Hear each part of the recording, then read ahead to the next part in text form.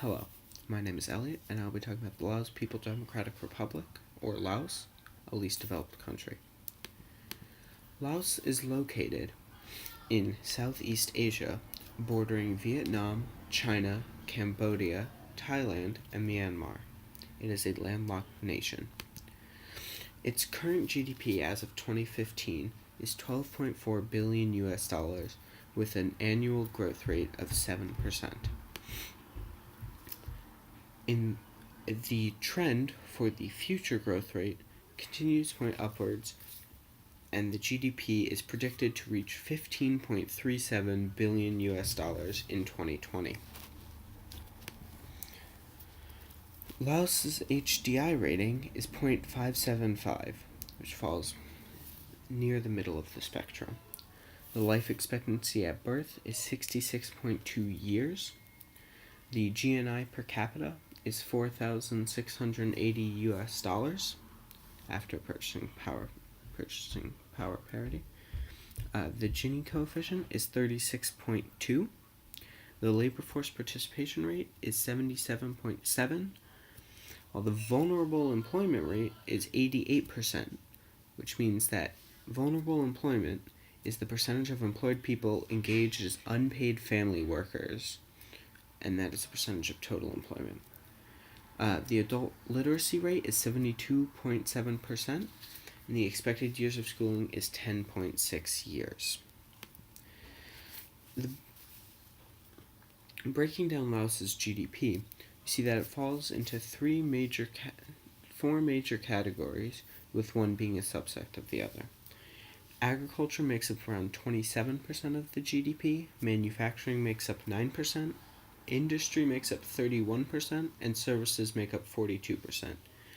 Manufacturing, that 9%, is a part of the calculations for the 31% in industry, but it is such a large part itself, it's shown separately. Laos's major city is Vientiane, the capital, which has just short of 1 million population of 1 million. It is a very developed city, and other cities in Laos are also developed.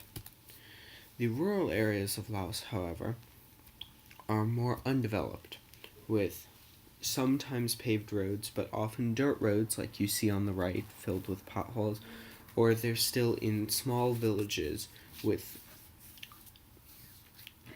no roads connecting them to major cities or large roads. Laos is a very export-driven economy. Its three largest exports are electricity, refined copper, and rough wood. Since it is a landlocked nation, it tries to export to its neighbors, who will either use these materials in other exports that they produce as raw materials, or export directly to other countries. Because of its large export, it attracts foreign direct investment, as there is heavy investment in electricity generating, mining, and the agriculture industry, as agriculture is still a large part of Laos. A good example of FDI in Laos is China's investments into electricity, into hydropowered dams, as this electricity that will be produced now because of the investment will be exported back to China. Its makeup of human capital and land capital is that it has many agricultural, mining, metalworking, and woodcutting machineries and facilities, while for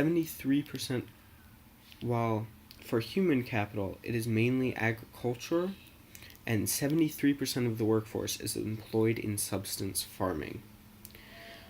Electricity is available in cities and is partially available in rural areas, meaning it's not constant. The poverty trap that Laos has fallen into, which is why it has become a least developed country, is that the low quality human capital led to low productivity, which leads to low incomes, which has led to their current very corrupt government, which leads to a lack of infrastructure, then leading to poverty, and then the cycle continues. This poverty trap has become especially large because the government has become so corrupt that there's no infrastructure, that poverty is rampant, and this is why it has remained an LDC. And the major obstacle to development is this government corruption, as it is the 48th most corrupt country in the world. The government is very focused not on development of its human capital, but on increasing its GDP, so it tries to raise its exports. As we've seen, the government of Laos has continued to cut regulations to encourage FDI and more firms to invest and grow GDP, as they plan to become not a least developed country by the year 2020. With cutting of regulations and enacting supply-side policy, they can shift SRAS to the right, which will increase real GDP, decrease price level, decrease unemployment.